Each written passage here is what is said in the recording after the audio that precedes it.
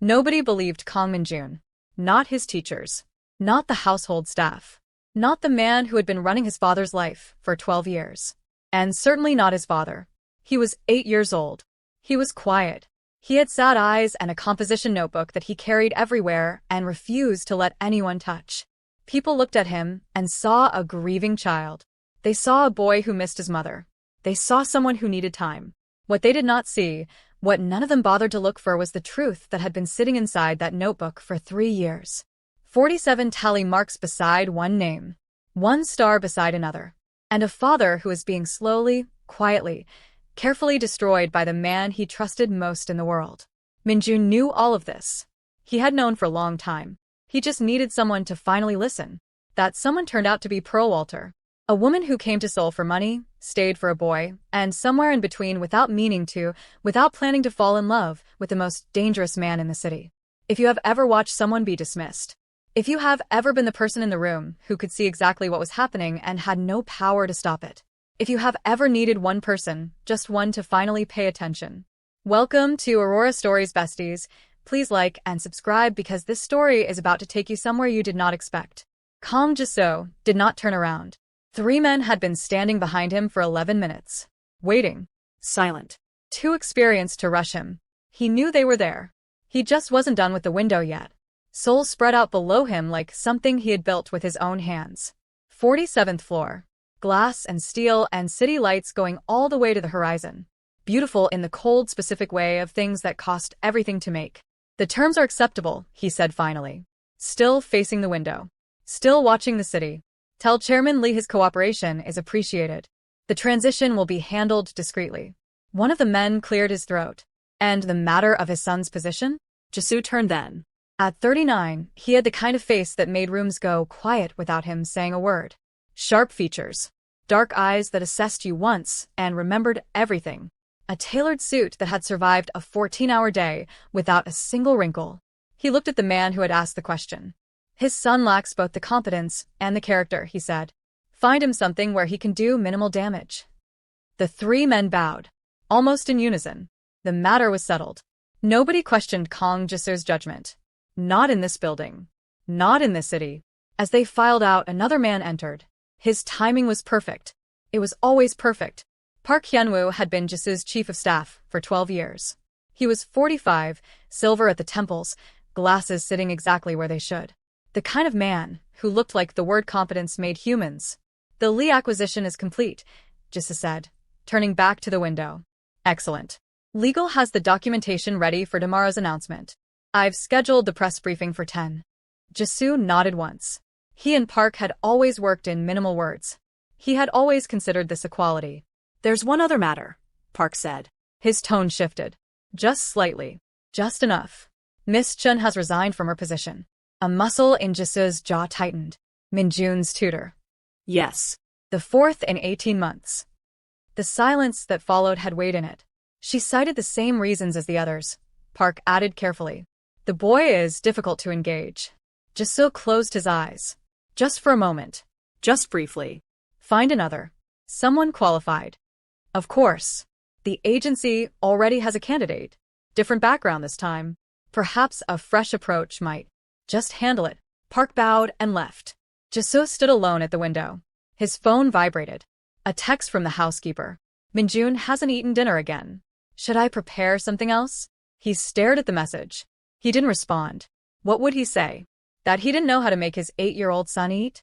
That every skill he had built over decades of running a corporation was useless in a conversation with a grieving child? He gathered his things and headed for the elevator. Tonight he would try again. Tonight, he told himself, it would be different. It wouldn't be. But he told himself that anyway. Because that is what fathers do, when they don't know what else to do. Pearl Walter stepped out of Incheon International Airport and immediately understood that she had made a clothing miscalculation. August in Seoul was not August in London. London's August was polite. Occasional. The kind of warmth that arrives with an apology. Seoul's August was something else entirely. It hit her the moment the doors opened, heavy, immediate, completely unbothered by her opinion of it. Her carefully arranged curls made their own decision about the situation. She sighed, adjusted her carry-on, walked to the taxi rank. She did not have time to be annoyed by the weather. She had a plan. 6 months. 183 days. That was the number she had been living inside for the past 4 months, ever since Jamie called her with that careful voice he uses when something is very wrong, and he needs her not to panic. She had not panicked. She had calculated. Pearl was good at calculating. She was good at most things that required precision and discipline, and the ability to make a decision and follow it through without looking back. What she was not good at, and what she had never quite mastered, was watching her younger brother be an absolute disaster and doing nothing about it. Jamie had borrowed money from people he should not have borrowed from. Not a small amount. Not the kind you cover by picking up extra shifts. The kind that has a timeline and consequences, and men who show up at your door when the timeline expires. Pearl had tried everything legal first. She had emptied her savings. Picked up 2 extra jobs. Called everyone she knew. Calculated every option she had. It wasn't enough. And then the agency called with a position in Seoul. Private tutoring. An obscenely wealthy family. Pay that was 3 times what any reasonable teaching position offered. She said yes before they finished the sentence. Now she was in a taxi moving through Seoul traffic at 8 in the evening, reviewing lesson plan notes on her tablet, trying not to think about how much was riding on the next 6 months. The position was sparse on details. Student. Kang Minjun, age 8. Employer. Kang Jisoo, CEO of KJ Investment Group. Previous tutors. 4. All departed within 18 months. The note at the bottom of the file read, "Discretion essential." She had searched Jisoo's name online. Found almost nothing personal. Formal business announcements. A few charity event photographs where he stood at the edge of the frame, looking like a man attending an obligation. KJ Investment Group was legitimate, respected, privately held. Powerful in the particular quiet way of things that don't need to advertise. Pearl had no illusions about why a man like that paid triple market rate for a tutor. He expected something exceptional. Well, she could deliver exceptional results. She had graduated top of her class at UCL. She spoke 4 languages: English, French, Yoruba, and Korean, which she had taught herself in 8 months because she had decided she needed it, and Pearl Walter, once she decides she needs something, does not let that go. The taxi stopped outside a clean building in Gangnam. Not extravagant. Not cheap. The kind of building that communicates competence rather than excess. Her apartment was on the 7th floor. Small. Immaculate. Furnished by someone who had chosen quality over personality, which suited Pearl fine. She wasn't here to have a personality. She was here for 183 days. On the kitchen counter was a welcome package. First month's salary advance. Transit card. A local phone. A note in precise handwriting. Car will collect you tomorrow at 8:15 a.m. for the first day orientation. Park Hyunwoo, Chief of Staff, KJ Group. Pearl unpacked her single suitcase. She had packed light deliberately. She was not staying. She stood on the small balcony and looked at Seoul going about its enormous, indifferent life below her. Her phone buzzed. Jamie. Landed safely? She typed back. Safe. Seoul in August is no joke. 6 months will go fast. Keep your head down. She put the phone face down on the counter. She opened her lesson plan files. She did not let herself think about the way his voice had sounded on the phone 4 months ago. The careful brightness of it. The thing underneath the brightness that he thought he was hiding from her. She had been hearing through Jamie's attempts to hide things from her since they were children. 6 months. She would be home in 6 months. She repeated this to herself while she worked. She believed it completely. She had no idea yet that in less than 24 hours, a small boy with a composition notebook was going to make that plan very complicated. The car arrived at exactly 8:15. Pearl was already outside at 8:12. Punctuality was one of the small things she absolutely controlled.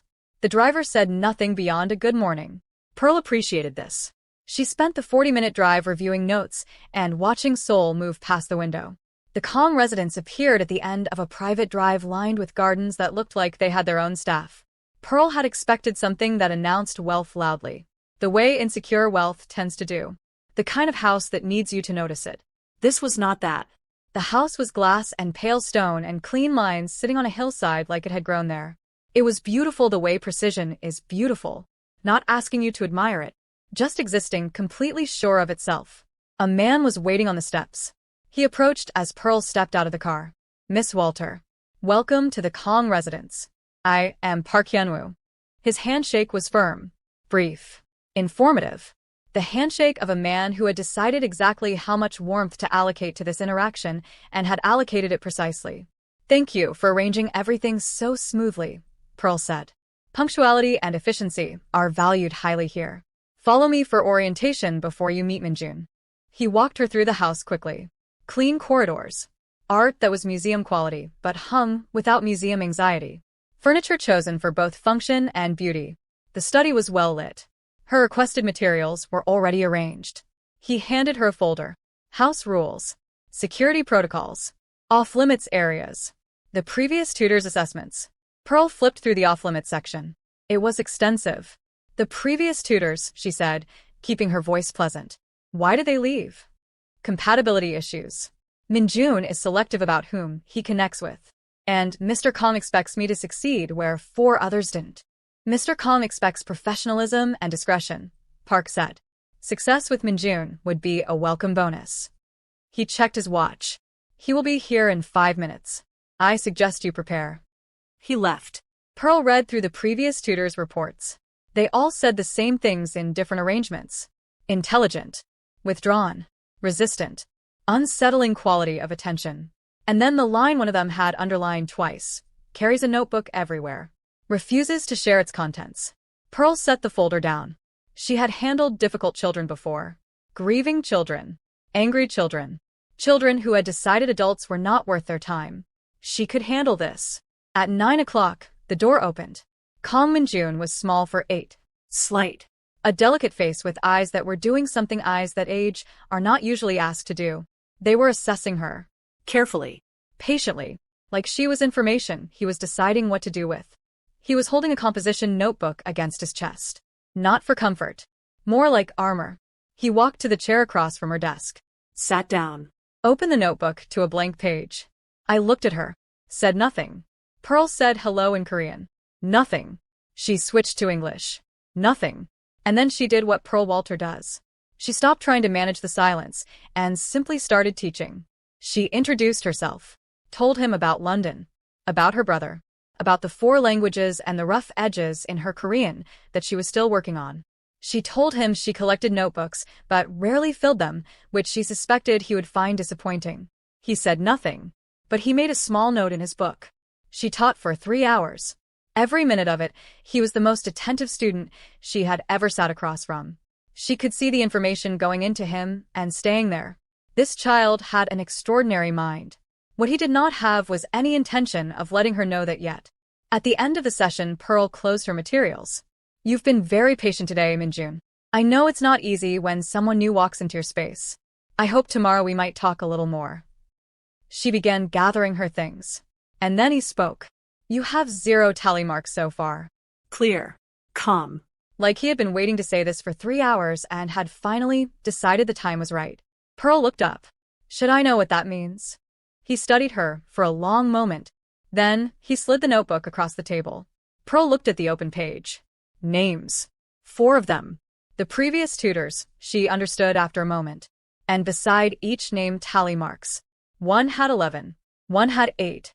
The others had 5 and 6. At the bottom of the page, one name with a star. No tallies. Just a star. "What are the tallies for?" Pearl asked. "Lies," he said.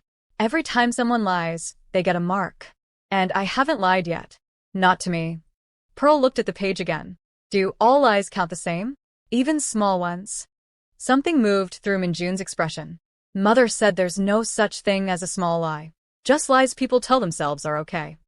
There it was. Mother. The word that changed everything it touched. "How long have you been keeping this?" Pearl asked. "Since my mother died," he said. Completely matter of fact. Like he had said this sentence many times, and the saying of it no longer broke anything. "She told me the most dangerous thing in the world is a person who can no longer tell the difference between what's real and what's performed. I'm keeping track." Pearl looked at this child. 3 years. He had been keeping track for 3 years. Since he was 5 years old. Sitting in rooms full of adults who looked at him and saw a sad boy, and never once considered that the sad boy was also paying very close attention. "Your previous tutors," Pearl said carefully. "Why did they really leave?" Minjun opened to a different page. Same names. But now each one had significantly more marks than the first page showed. They all worked for Mr. Park, he said. Before they worked for us. They reported to him. About me. About my father. His eyes held hers with a steadiness that should not exist in an 8-year-old. They pretended to teach me, but that wasn't why they were here. The warm room felt cold. Does your father know about your notebook? Pearl asked. Something closed in Minjun's face. He thinks I'm making things up. He thinks I'm just sad about mother. He said it without anger, without blame. Just the flat acceptance of a child who has tried something multiple times, found it doesn't work, and stopped expecting it to. That was the part that got Pearl. Not the notebook. Not the tally marks. Not even the thing about the previous tutors working for Park. It was that flat acceptance. The way he said it like he had long ago given up being surprised by not being believed. Thank you for showing me, Pearl said softly. Minjun studied her face for a moment. You're not like the others, he said. How so? The others tried to be likable straight away. They smiled too much. You just hot. I find smiling too exhausting, Pearl said.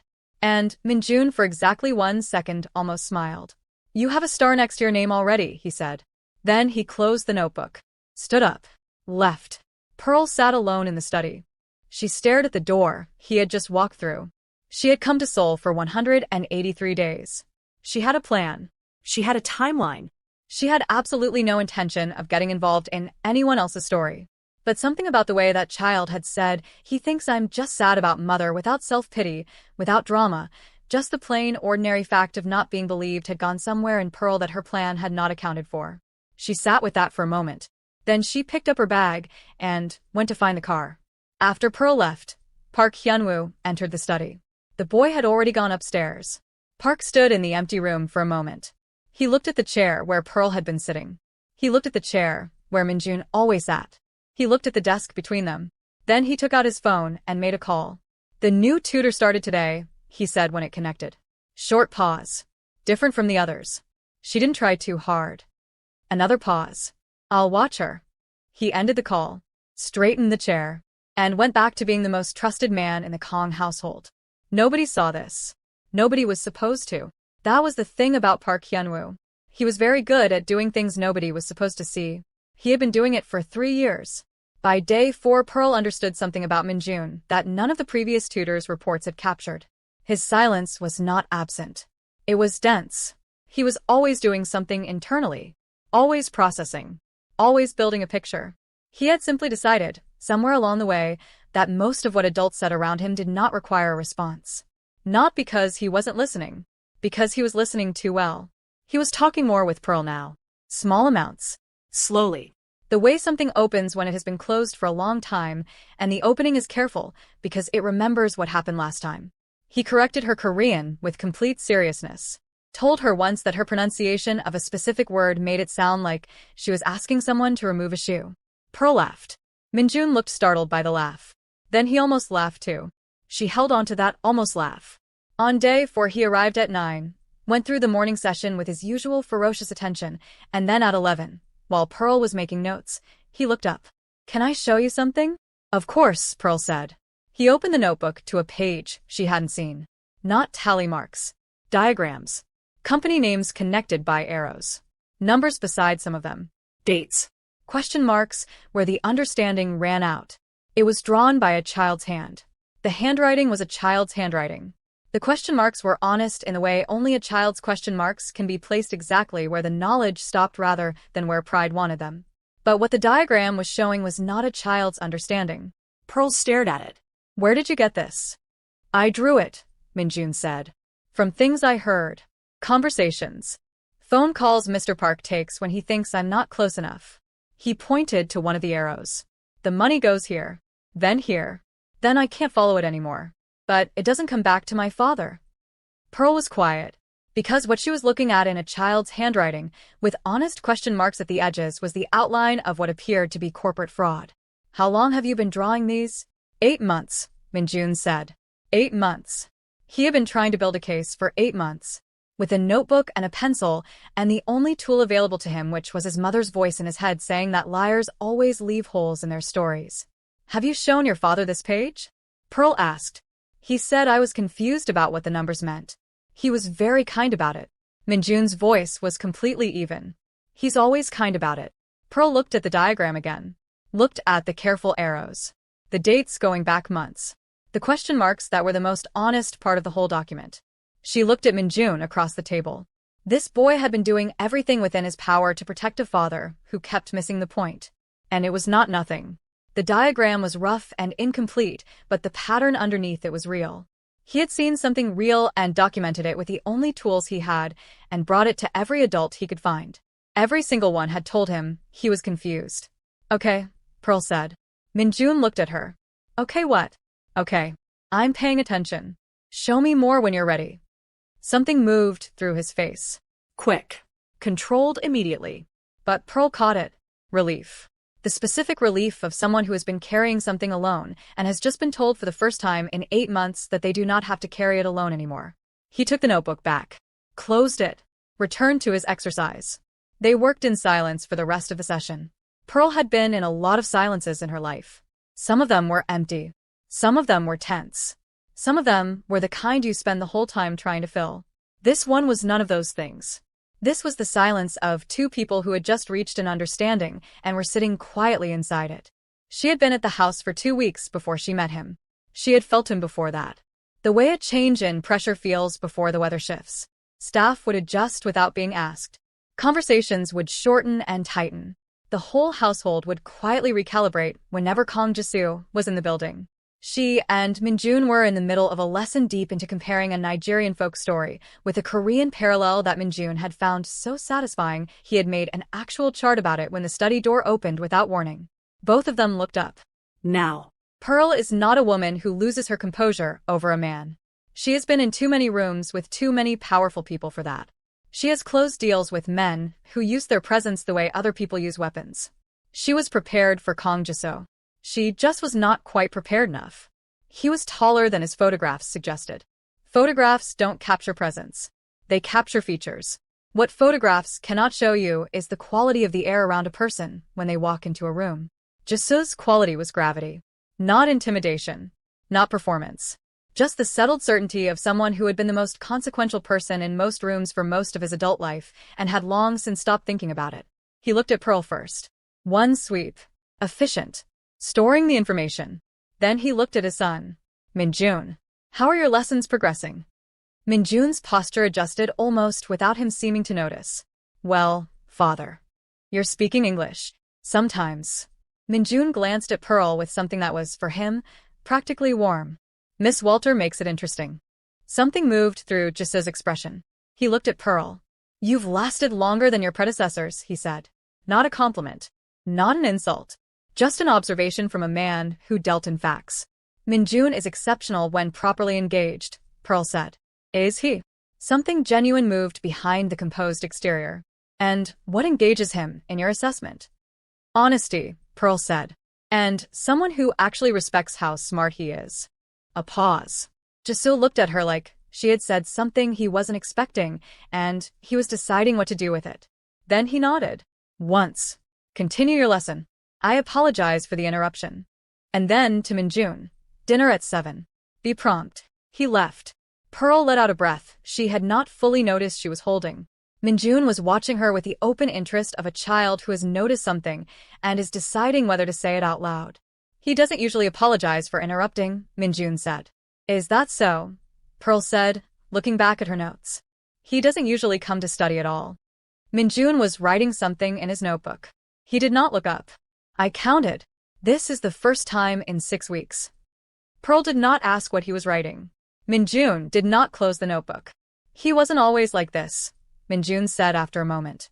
Before mother died, he used to laugh. He used to take me to the market on Saturday mornings, and we would argue about which vendor had the better dumplings. He looked down at his notebook. Now he has walls. Walls, Pearl repeated. Around himself. So nothing can get through and hurt him again. Minjun traced the edge of the notebook. But walls keep everything out. Even good things. Pearl looked at this child. 8 years old.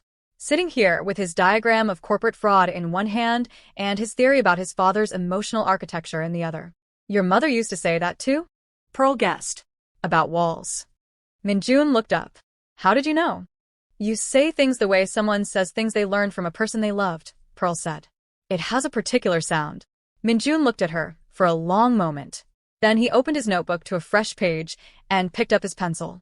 You should come to dinner sometime, he said, very casually. Like this was a minor logistical suggestion and not a deliberate move. I don't think that's. I'll ask my father, Minjun said. He'll say yes. Pearl looked at the top of his head bent over his notebook. We'll see. Let's finish the translation. Yes, Minjun agreed. He did not look up, but the corner of his mouth did something very small. Pearl filed it and went back to work. 0 tally marks. 1 star. And a child who has been waiting for someone trustworthy for longer than any 8-year-old should have to wait. If this story already has you, and I think it does, drop a comment right now. Tell me which moment got you first. Was it the notebook? Was it him saying he thinks I'm just sad about mother? Subscribe and stay with us. This story is only just beginning. The invitation came 2 days later. Park delivered it with the tone of someone performing neutrality, very carefully. Mr. Kang believes it would be beneficial to discuss Minjun's progress in a less formal setting, he said. A car will collect you at 6:30. Pearl said she was happy to provide any insights that might help. Park smiled his professional smile. Pearl smiled hers. They understood each other perfectly and said nothing true. She went back to her apartment. Changed into the green dress. The structured one. Professional enough to mean business. Comfortable enough to mean she wasn't nervous.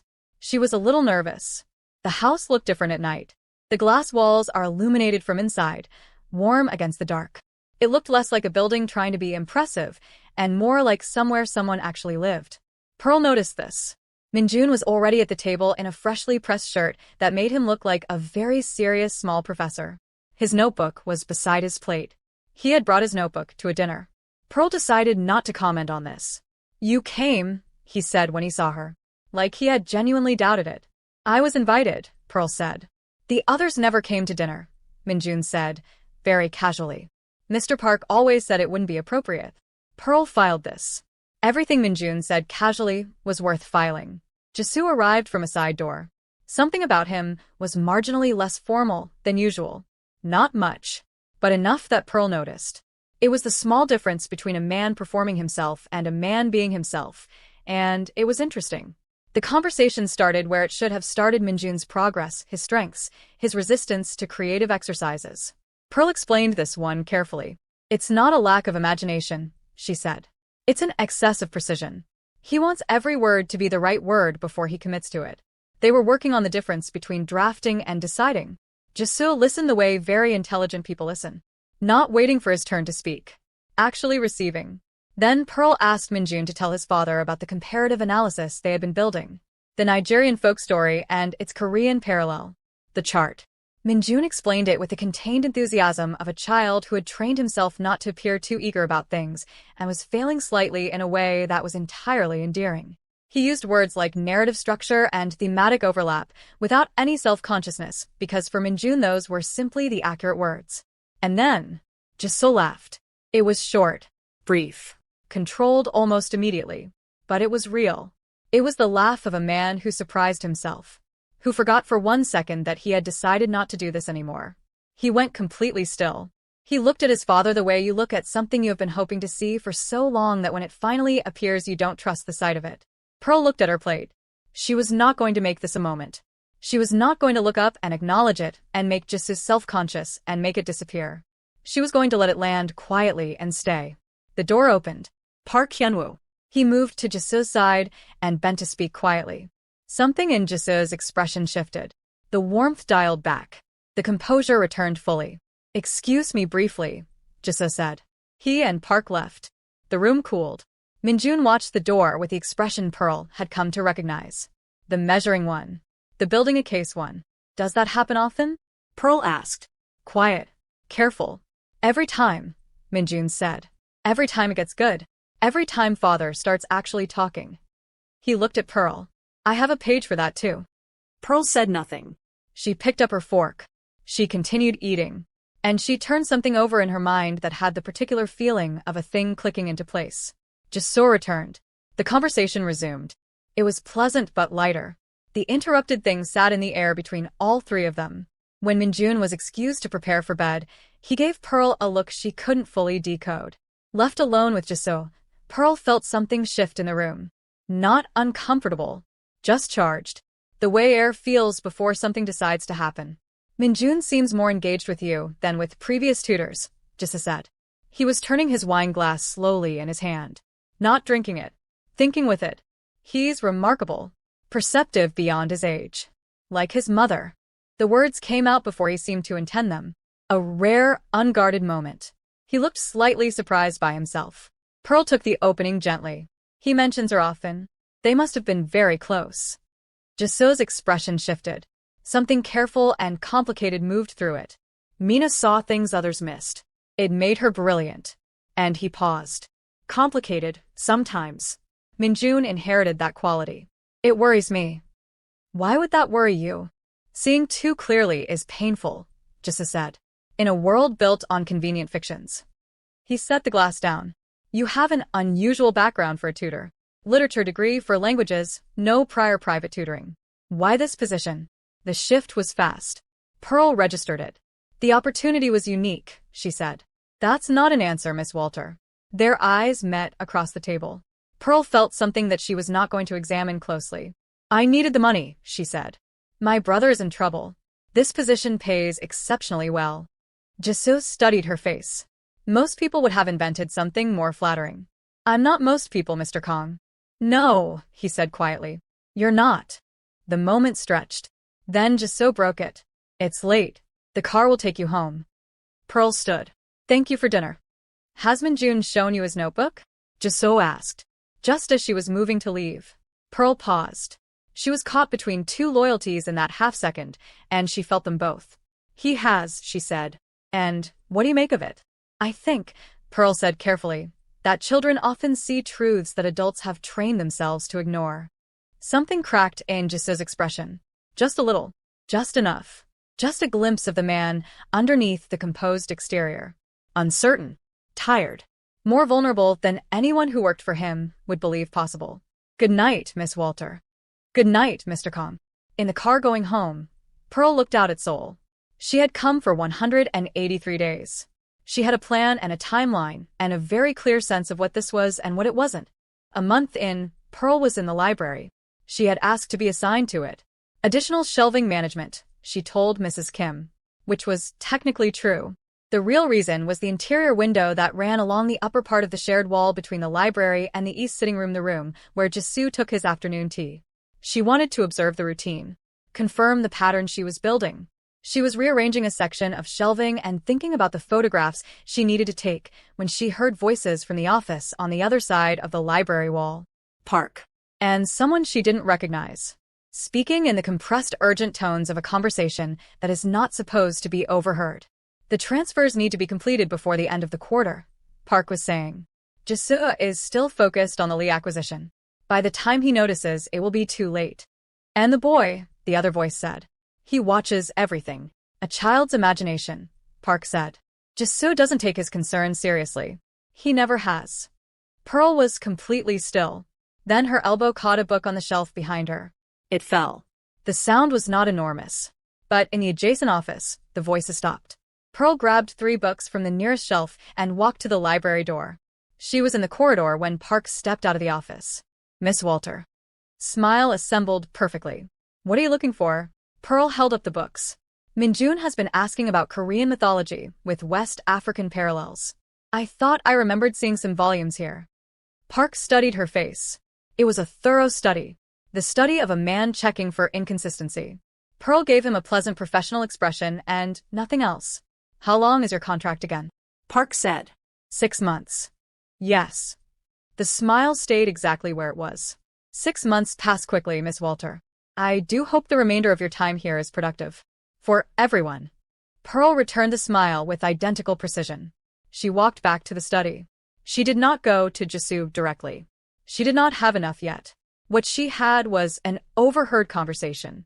An 8-year-old's notebook. A pattern she could see but couldn't yet prove. She needed more. That evening she texted Minjun. Does Mr. Park interrupt every time you and your father start having a real conversation? The reply came in less than a minute. Yes. I have a page for that too. Pearl stared at her phone. Then she opened a new document on her laptop and started her own notes. Dates. Times. Incidents. Everything Minjun had shown her. Everything she had observed. The pattern that Park had been running for how long? Months? Years? She documented it the way she documented everything important. Completely. Precisely. Without gaps. She had come to Seoul for money. She was now building a case. She did not examine this transition too closely. She just kept working. 3 weeks in, Pearl did something she had told herself she would not do. She asked questions she had no business asking. It was not careless. Pearl did not do careless.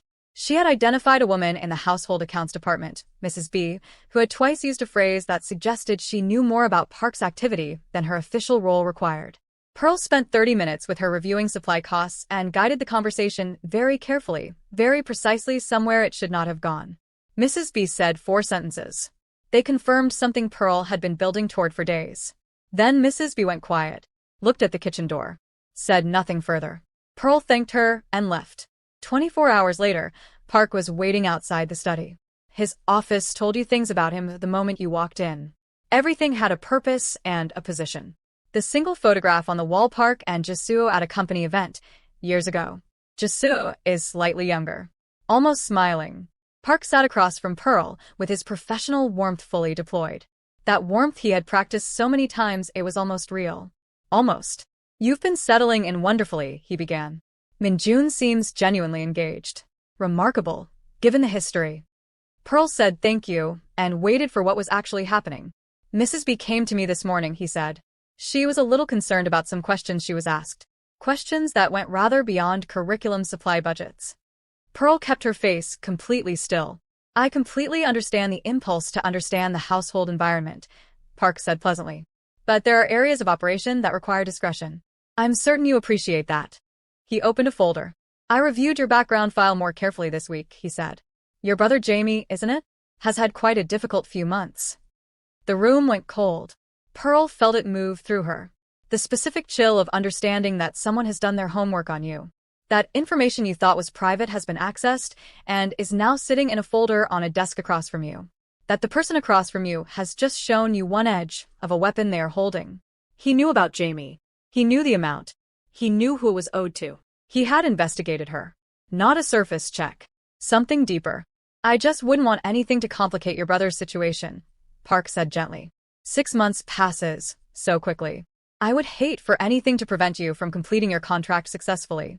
Wrapped in professional warmth. But a threat. Unmistakably a threat. Pearl looked at him. "I appreciate your candor," she said. Her voice was completely level. "I'll be more careful about the scope of my questions going forward." Park smiled. "That's all I ask." Pearl went to the study, collected her things, got in the car home. She sat in the back and ran through what had just happened. She had enough to walk away cleanly. Not everything she had come for, but enough to manage. She could finish the contract quietly. Keep her head down. Do the job. Protect Jamie by not giving Park any further reason to act. She was running this calculation when her phone lit up. Minjun. 3 words. "Are you coming tomorrow?" Pearl stared at those 3 words for a long time. She knew what was underneath them.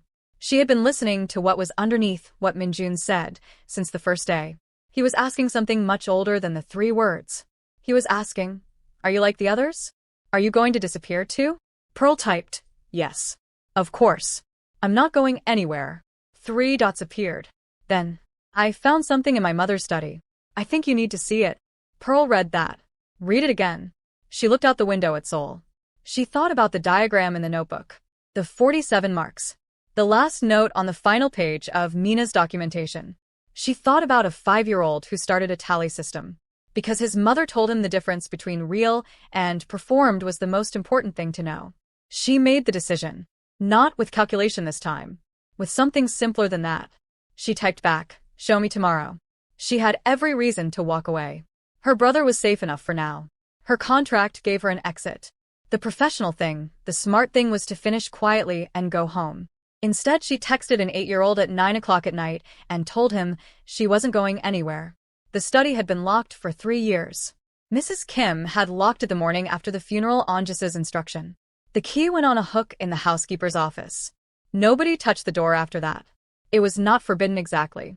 It was just understood. The way things are understood in households that are carrying grief not through rules, but through the particular quality of silence around certain rooms and certain subjects. Minjun had found the key 3 months ago. He had stood outside the door 3 times since then. Always alone. Always turning back. He had not been able to go in alone. The alone part was the thing he couldn't get past. He asked Pearl on a Tuesday afternoon at the end of their session.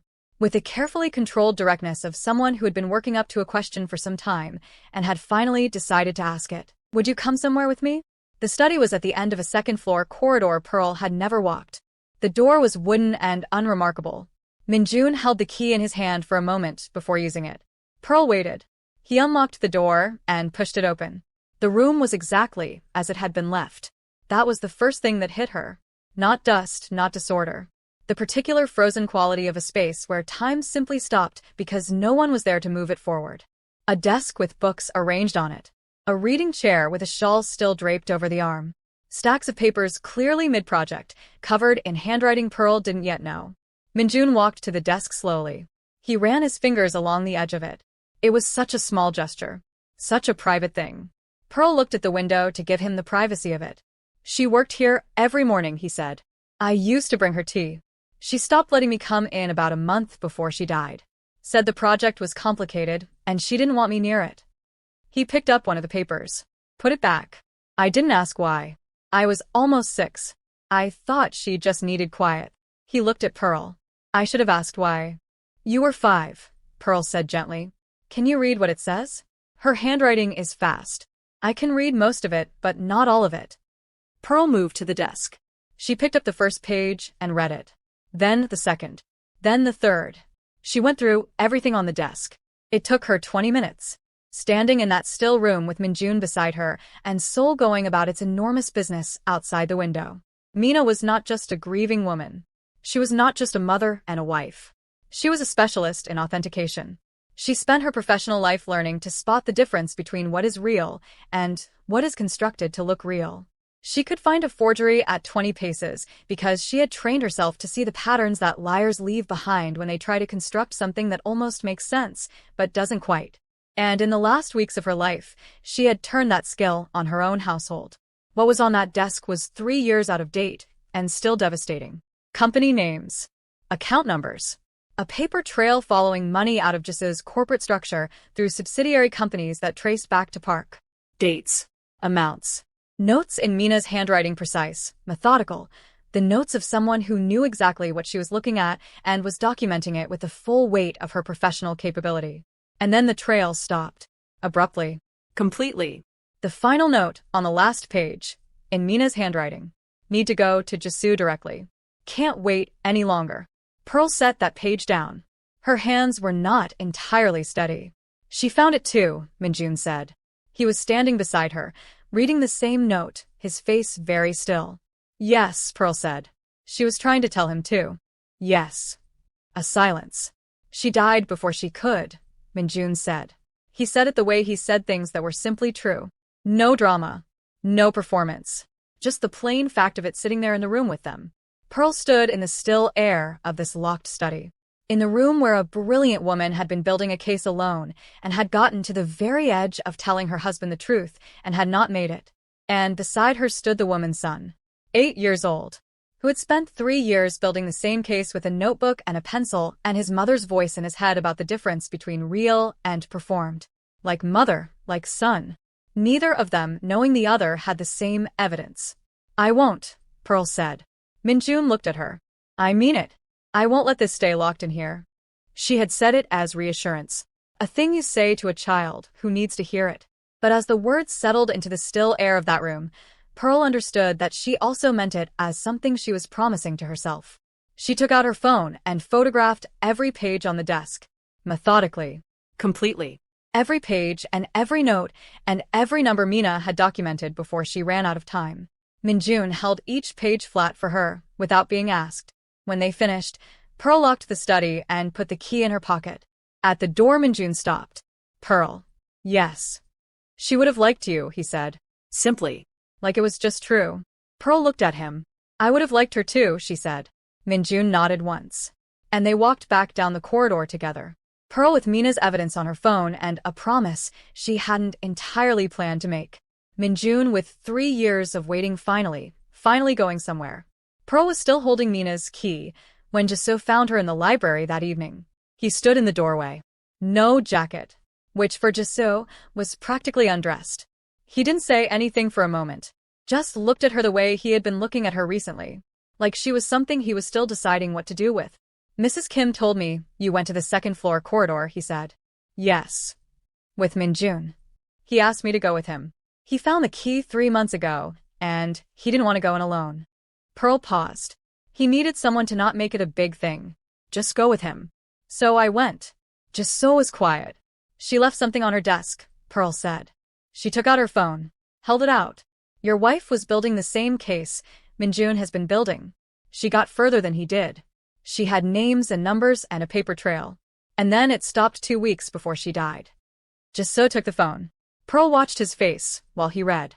He was composed through most of it. That famous stillness. The face that gave boardrooms nothing to work with. She had spent weeks learning the small things underneath it, and she watched those now. Then he reached the last page. Need to go to Jisoo directly. Can't wait any longer. Something happened behind his eyes. Not dramatic. He didn't fall apart.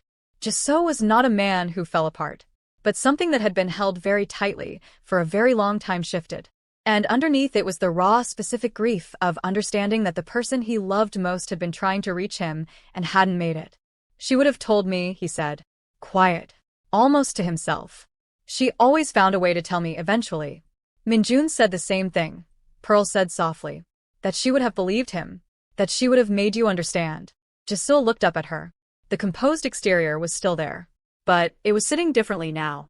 Over something open where there had always been wall. I have been surrounded by people trying to protect me, he said. And I have been too closed off to let any of them. Pearl said nothing. Some things don't need a response.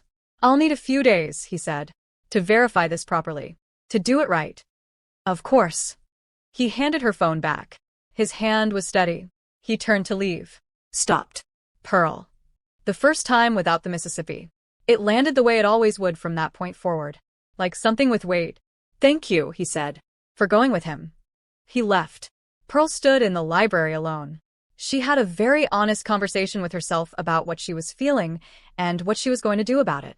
The conversation was not successful. 3 days later, everything moved fast. The forensic accountant's report came back. 3 pages. Specific.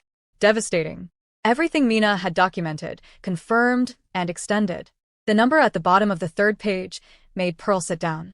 That same morning Minjun spiked a fever. Mrs. Kim called Pearl at 6:45. Hospital. St. Mary's. Severe. Mr. Kong was already there. Pearl was in the car in 10 minutes. She found Jisoo in the corridor outside a private room. When he saw her, something moved in his face that he controlled almost immediately. She was learning to catch those moments before the control arrived. This one was a relief. Minjun looked small against the white hospital sheets. Too small. Flushed face. Glassy eyes. But when Pearl appeared in the doorway, he found something that was not glassy at all. Pearl. I'm here. She sat beside him. Took his hand. Did you tell him? Yes. Does he believe me? Pearl looked at Jisoo. Jisoo looked at his son. I believe you, Jisoo said. The quiet, direct voice of a man saying something that is long overdue. I believe everything. And I am sorry it took me this long to hear you. Minjun looked at his father for a long moment. Those clear eyes running one final check. Then, satisfied, he turned back to Pearl. Mr. Park tried to make mother leave once, he said. Fever in his voice but steadiness underneath. I heard them fighting. She told him she was going to tell father everything. 2 weeks before she died. His eyes filled. I wrote it down, but I was scared to show it to you. I thought you wouldn't believe me. The room went completely still. Jisoo asked when. Minjun told him. Pearl watched Jisoo's face while it landed. Not quickly. Slowly. The way the worst realizations arrive, like they were already there waiting, and you just finally turned around to look at them. Park had known Mina was going to tell Jisoo. 2 weeks later Mina was dead. The nurse came in. Antibiotics. Time to rest. Jisoo stood and put his hand on his son's forehead with a gentleness that had been 3 years finding its way back. I'll be right outside, he said. Pearl stays. He left. And the look on his face when he walked out of that room was not a look Pearl had seen on him before. It was not grief. It was not composure. It was something cold and final and completely certain. Minjun held Pearl's hand. He believes me now, he said. But I'm scared. I know. Not for me. For him.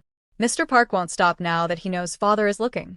Pearl looked at this 8-year-old boy in a hospital bed still thinking about his father's safety before his own, and she understood, completely and without any remaining doubt, that Kang Min-jun had been the most capable person in that household for a very long time. Through the glass door, she could see Jisoo on his phone. His posture was the posture of a man who had made a decision before he walked out of that room, and was now executing it with the full weight of everything he could bring to bear. She had seen Jisoo controlled. She had seen him composed. She had seen him distant and occasionally briefly, something warmer than that. She had never seen him dangerous. She understood now that the danger had always been there. He had simply kept it behind a door. The door was open now. She kept watch through the night. At 6 in the morning the hospital room door opened and Park Hyun-woo walked in. Immaculate suit. Assembled smile. Like he had slept perfectly and had absolutely no reason to be nervous. Pearl did not stand up. She kept her hand over Min-jun's and looked at Park with nothing on her face. Mr. Kang asked me to relieve you, Park said. You should rest. Strange, Pearl said pleasantly. He specifically asked me to stay until he returned. Park stepped into the room and closed the door. The professional warmth dropped. Just like that. The mask lifted because the audience was small enough that keeping it up felt like wasted effort. You have no idea what you've involved yourself in. I have a reasonable idea, Pearl said. You came here for 6 months. For money. For your brother. He stepped closer. Instead, you've spent 6 weeks inserting yourself into a family that is not yours. Making yourself essential to a child who will not remember you in a year. 47, Pearl said. Park stopped. That's how many tally marks Min-jun has next to your name in his notebook, Pearl said. He has been counting since he was 5 years old. His mother would have been proud of his methodology. Something moved through Park's face at the mention of Mina. Pearl saw it. Filed it. Mr. Kang knows everything, Pearl said. It's over. Nothing is. The door opened. Jisoo. 2 men behind him Pearl didn't recognize. A third. The way Jisoo looked at Park in that moment is not something Pearl will forget for a long time. It was not rage. It was not a performance. It was the look of a man who had been patient his entire life and had arrived at the absolute final edge of that patience, and what existed on the other side of it was very quiet and very permanent. Park, he said. Just the name. Just that. Park assembled his composure.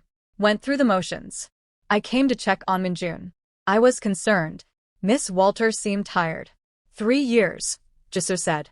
He crossed the room and Park stepped back without seeming to mean to. 3 years of transfers. Shadow companies. Redirected funds.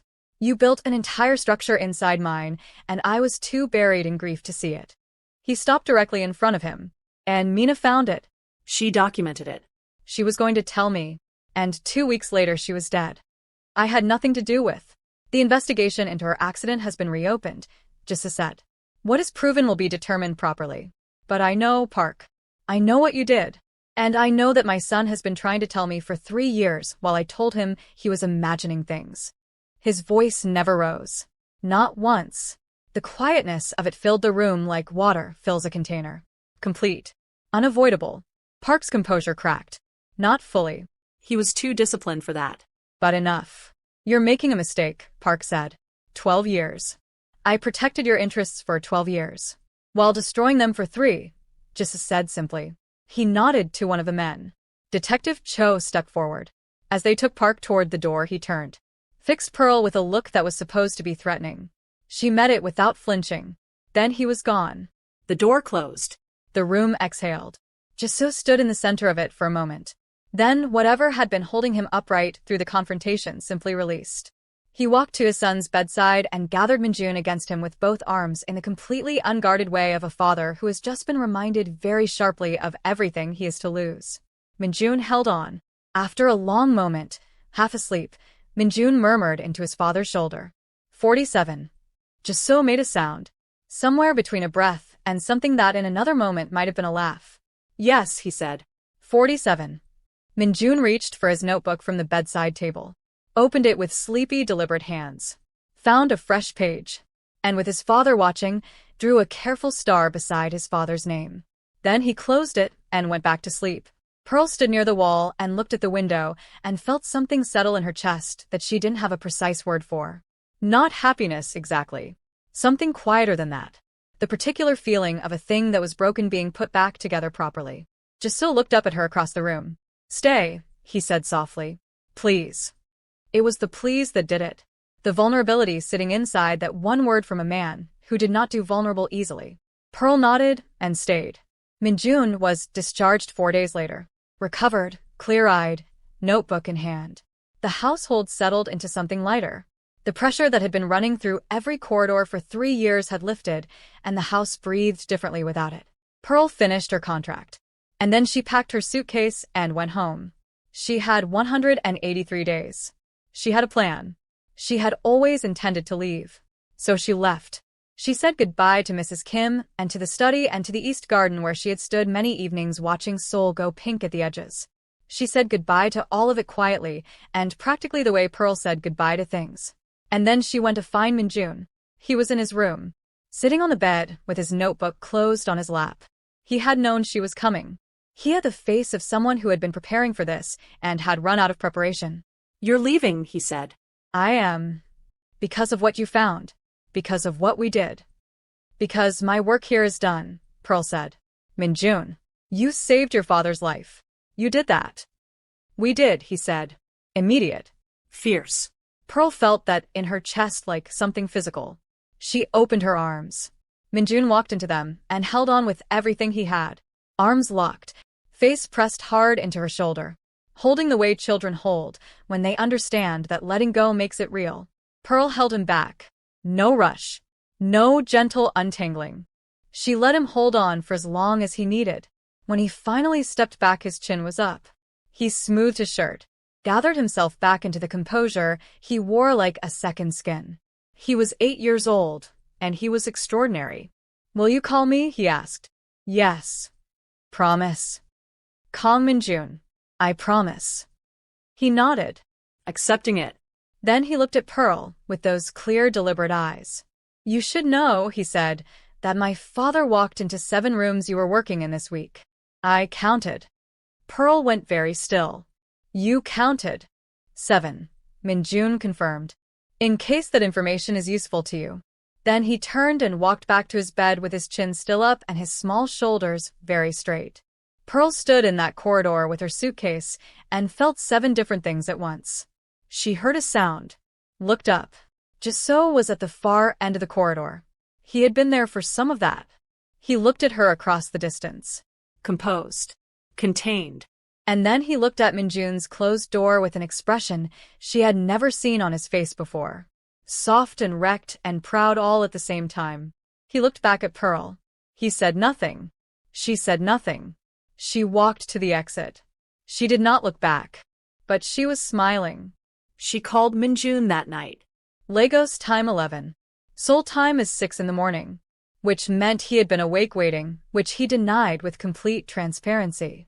"I wasn't waiting," Minjun said. "Of course not," Pearl said. "I may have set an alarm," he admitted. Pearl laughed. Warm and genuine in her Lagos apartment that suddenly felt like it had edges she hadn't noticed before. They talked for an hour. About Lagos, which Minjun had clearly researched in detail, about his school, about the ongoing situation with a classmate named Gion who was irritating for reasons that were specific and well-documented. He asked about gold trading because Pearl had mentioned her business once and Minjun, being Minjun, had filed it and come back with questions. Before they hung up, Minjun said casually, like an afterthought, "My father wants to know if you arrived safely." "You can tell him I did," Pearl said. "You could tell him yourself," Minjun said. "I could give you his number." "Good night, Minjun." "Good night, Pearl. I'll tell him you arrived safely." The call ended. Pearl sat in her apartment, smiling at her phone.